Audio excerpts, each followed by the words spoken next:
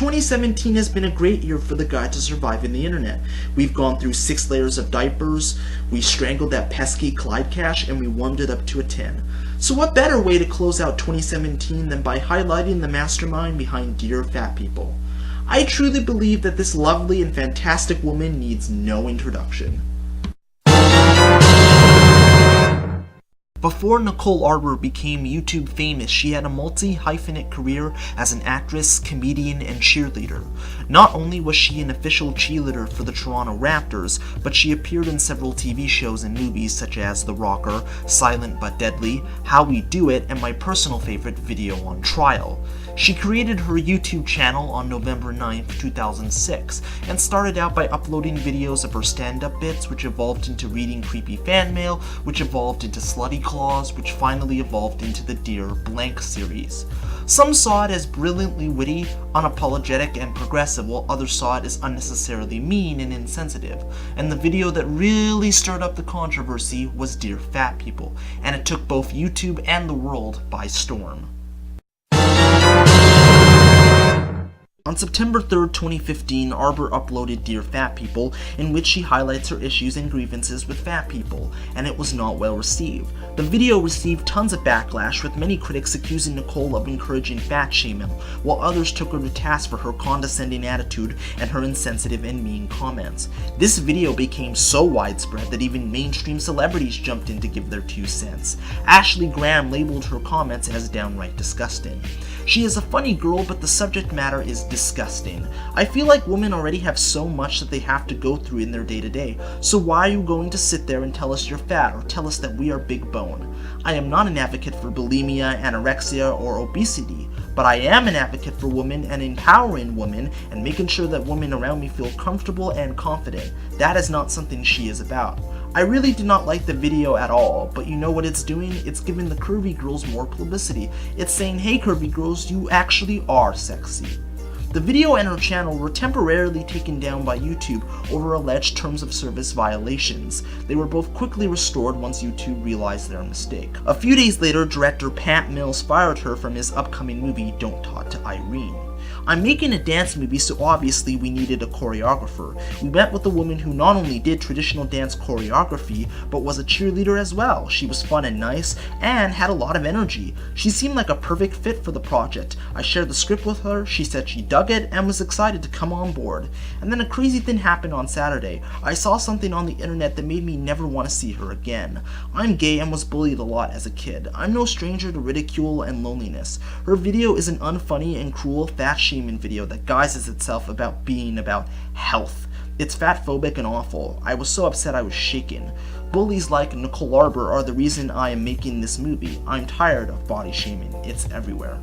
Nicole fired back, claiming she hadn't been cast in the film. I have never been formally attached to this project. We had spoken of it, and last I heard the team was doing a rewrite. Pat Mills is using my YouTube story as a reason to get a low-budget film that has not even started production press. Despite the backlash, Nicole didn't apologize. In fact, she doubled down on her controversial statements during an appearance on The View. You're here. This is your shot. Yeah. So, did you expect to offend people? Are you surprised that people 100%, 100%. That video was made to offend people, just the way I do with all the other videos. It's just satire. I'm just being silly. I'm just having a bit of fun. And that's what we did. And that topic was actually voted in by fans, some of them who are fat. They're like, you can't make fun of some people and not make fun of me too. The whole thing was a joke. It really was. Nicole, I do care about people's health, but the whole thing was a joke. And I make fun of myself all the time. Like, I know that I look like side chick Barbie. I realize this, and I make jokes about it all the time. Dear Fat People severely damaged Nicole's reputation in both the YouTube community and the entertainment industry, but that was merely a prelude for what was to come. Rob Dyke hosted the YouTube show Seriously Strange when on the Todd Shapiro show, alleging that his friend and fellow YouTuber Matthew Santoro was physically abused by Nicole. At the time this allegation was made, Nicole was one of the most hated personalities on YouTube, and as such, people automatically believed she was guilty and dogpiled on her, despite the fact it was Rob's word and nobody else's. On January 11th, 2016, Matt posted a video titled My Abuse Story, where he admitted to the abuse Nicole had inflicted upon him.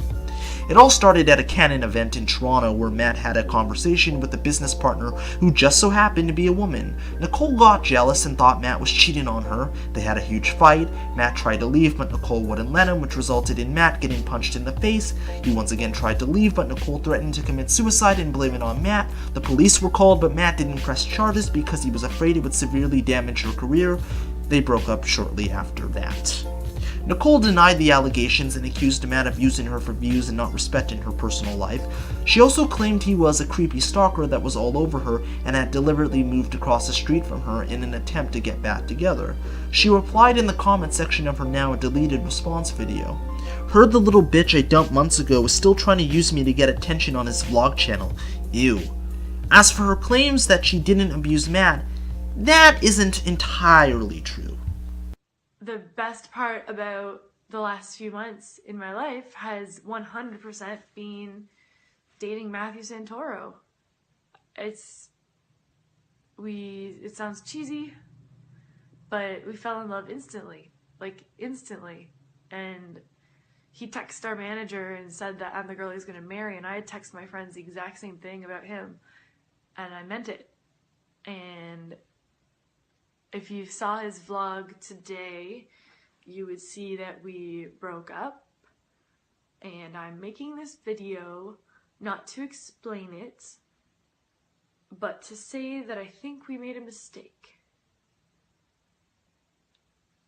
I think with the world that we live in, we get very caught up with dollar signs and numbers and fans and subscribers and likes and tweets and favorites.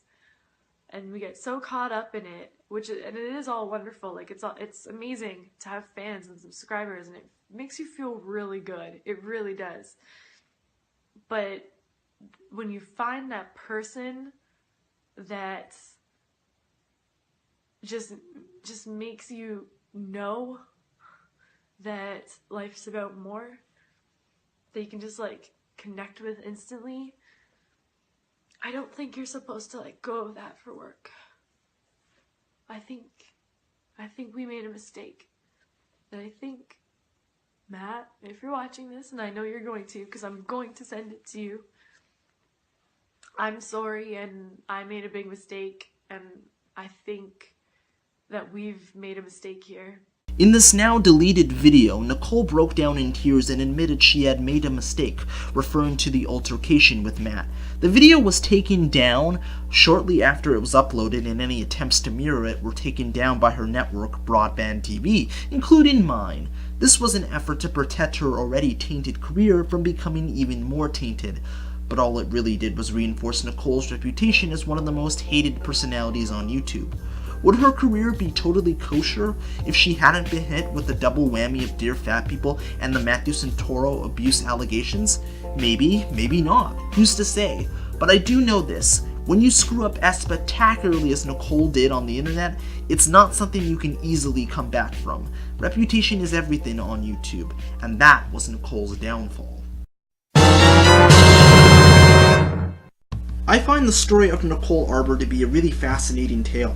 It is essentially the story of how one woman's ego and hubris led to her downfall. Now, to be fair, she's still technically around, but let's be honest, she's irrelevant. Nobody is checking for her the same way they were in 2015, and her 15 minutes of fame evaporated a long time ago. Now, I wasn't offended by Dear Fat People because it was about fat people, because I firmly believe that you can joke about anything and anyone. I was offended at the fact that it was just unfunny. And not just the regular kind of unfunny, but it was horrendously unfunny. It was not original, it was not fresh, it was certainly not progressive. It was telling the same exact jokes about fat people that we already have heard for years, that we already know, and it was just boringly predictable. It really was. And more importantly, it was just really, really stupid. It wasn't comedy. If anything, it was anti-comedy. It was a stupid mistake that never should have happened. And I truly believe that Nicole really thought that she could just say whatever she wanted and nobody would criticize her for it. Now yes, while you can say whatever you want, regardless of how offensive or controversial it might be, you still gotta be prepared to deal with the backlash. You gotta be prepared to deal with the consequences that come with it. Freedom of speech does not mean freedom from the consequences. And really, Dear Fat People severely hurt her career. There's no denying that. And I think what also hurt her career was the Matthew Santoro abuse allegations, because they came out within a few weeks of each other. That was really the double whammy that made Nicole Arbour one of the most hated personalities on not just YouTube, but on the internet in general. And the whole sneaky and underhanded stuff that she played, not only with Dear Fat People, with her essentially going after fat people, but doing it under the guise of trying to help them, and then ordering her network Broadband TV to take down any traces of the Dear Matt video existing. It really just shows, at least in my opinion, the kind of person that she is. And I tried to mirror that video, and it was blocked worldwide. And I can understand why they wouldn't want it up on YouTube, because it makes Nicole look bad after she tried so hard to try and make Matt look like the bad guy. To basically say, hey, he's lying, it's not true. Oh, lo and behold, there was this video essentially proving that what Matt said was right. Essentially admitting that we made a mistake. Doesn't talk about the abuse specifically, but when she's saying that she made a mistake and essentially admitted to it, that's pretty much an admission of guilt. And that would pretty much have destroyed her whole argument that Matt was lying, that he was a stalker, and that he was using her for attention. And also this stupid argument that she made that, oh, he violated my personal life when she made the decision to date a public YouTuber that was a public figure. That makes no sense to me, but I'm not gonna get into all of that. Point of the matter is, Nicole Arbour really ruined her own career with her ego, with her hubris, and just making stupid decisions and essentially letting the fame go to her head. And I don't feel too sorry that she's irrelevant. I don't feel sorry that people aren't talking about her, and I don't feel sorry that people hate her guts, because that was a decision of her own making, and in my opinion, she deserves it. So, before I end this video, I want to open up a dialogue. I want to open up a discussion. What do you guys think about Nicole Arbour? Do you like her? Do you not like her? Are you meh? Are you in the middle? Please leave your thoughts in the comments down below. So, with all that being said, this is ThatKidDouglas, aka the Unhero, signing out. Deuces, stay frosty and keep it weird. Have a wonderful, wonderful Merry Christmas and a Happy New Year, and I'll see you again in the new year. Toodaloo.